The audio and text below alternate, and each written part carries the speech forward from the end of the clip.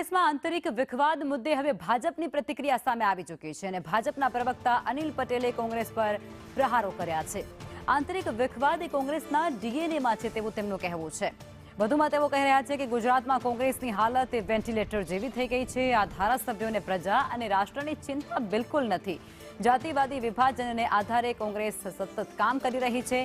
Cricket team કરતાં પણ કોંગ્રેસ પાસે ઓછી સંખ્યા અત્યારે વધેલી છે અને આગામી સમયમાં વોલીબોલની ટીમ કરતાં પણ સંખ્યા ઓછી થઈ જશે તેમાં કોઈ નવાઈ નથી તેવું તેમનું કહેવું છે।